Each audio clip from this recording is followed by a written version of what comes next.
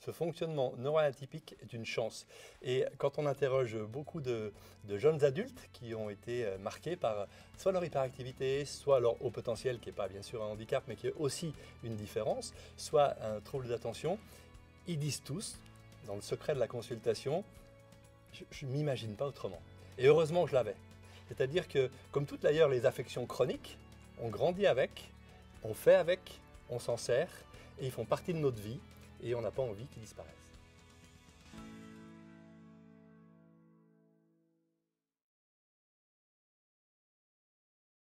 Je pense qu'il était en jachère depuis très longtemps dans ma vie personnelle, depuis tout petit déjà. En fait, c'est un secret pour personne, puisque j'en ai parlé dans des ouvrages. C'est que quand j'étais petit, j'étais hyperactif. Et j'étais, à l'époque, dans les années 60, j'avais un harnais et une laisse, et mes parents me promenaient en laisse. J'en ai pas souffert, parce qu'à l'époque, ça se faisait. Et ensuite, à l'école, j'ai été gêné par cette hyperactivité d'une part, et puis aussi par une maladresse qu'on appellerait maintenant la dyspraxie. Et je pense qu'au fond de moi, sans le savoir, quand j'ai fait mes études de médecine, c'était pour aider les enfants différents et pour essayer de transmettre à leurs enseignants, à leurs parents et aussi aux enfants comment ils fonctionnaient pour les réconcilier avec l'école et les réconcilier avec eux-mêmes.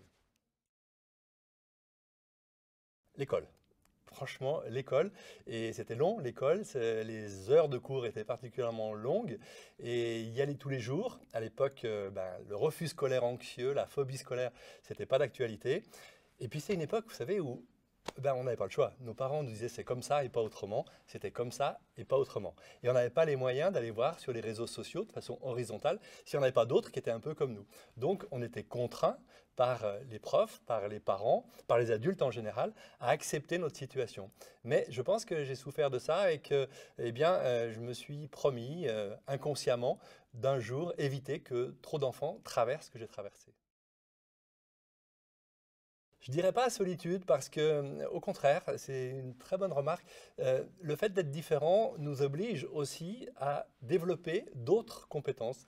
Et je pense que, étant très maladroit et étant pas bon à l'école, j'ai été obligé de développer un sens de la communication, un contact avec des gens, beaucoup d'empathie. Je pense que si j'ai appris l'empathie, c'est en classe et dans la difficulté. Et que finalement, là aussi, c'est une espèce de punchline que j'essaye de vendre à mes jeunes patients et aux parents. C'est que derrière tout handicap peut se cacher aussi un don, ou en tout cas en faire un tremplin.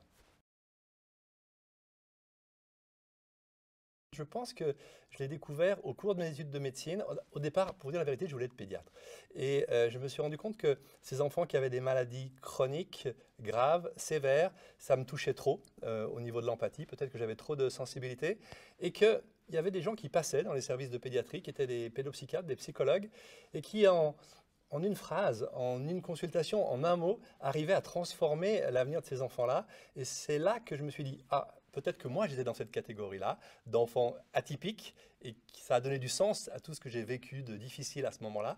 Et ensuite, je me suis dit, mais pourquoi pas utiliser ma profession pour pouvoir transmettre, donner, partager ce que j'ai appris. Alors, la solution pour un adulte qui se sent atypique ou un enfant qui se sent atypique n'est pas la même. En tout cas, c'est jamais trop tard. Et j'explique aux parents qui souvent s'autodiagnostiquent à travers leur enfant, quand je leur explique comment fonctionne leur enfant hyperactif ou leur enfant à haut potentiel, qui disent mais vous êtes en train de me raconter la story de my life, c'est mon histoire que vous êtes en train de raconter. Et d'un seul coup, à la fois ça les émeut, mais en même temps ça les rassure. Donc comment faire pour éviter ça? Je pense que le plus tôt possible. Il y a un adage que j'aime bien qui est de dire c'est plus facile, plus économique et plus gratifiant de fabriquer un enfant solide que de réparer un adulte brisé par la suite. Donc l'idée, c'est de transmettre, et c'est vrai que des communications comme aujourd'hui sont fondamentales, de transmettre au maximum d'adultes, de soignants, d'aidants, d'enseignants, de parents, comment on repère ces différences très tôt pour qu'on puisse s'adapter, pour qu'on puisse s'ajuster, qu'on soit des adaptateurs finalement de ces enfants en difficulté pour qu'ils trouvent leur place à la fois au niveau scolaire, au niveau social et au niveau familial. Assumer sa différence, mais j'irai plus loin, en faire aussi une force. Et quand on arrive à vendre à un enfant quel est le don de la dyslexie, quel est l'avantage d'être dyspraxique, quelle est la chance d'avoir un trouble d'attention, eh bien, ils sortent du cabinet médical, de la consultation, avec un avenir qui est totalement différent. Ah, je le pense. Je pense que tout ce qui a été fait de bien dans le monde, de très bien dans le monde, on le doit en particulier aux hyperactifs, voire même aux dyslexiques. On a tous des noms de dyslexiques très célèbres, comme Steve Jobs, comme Churchill, comme dans les milieux de la musique ou des arts, Léonard de Vinci. Et je pense que oui, c'est une chance quand on ne les a pas brisés, en attendant, quand on leur a permis de développer la partie de leur fonctionnement neurologique qui, au contraire, était préservée et était même meilleure que les autres, et quand on en a fait vraiment un atout. L'intégration et l'inclusion, c'est des temps fondamentaux pour grandir et pour permettre de vivre dans la société, quelle que soit notre différence.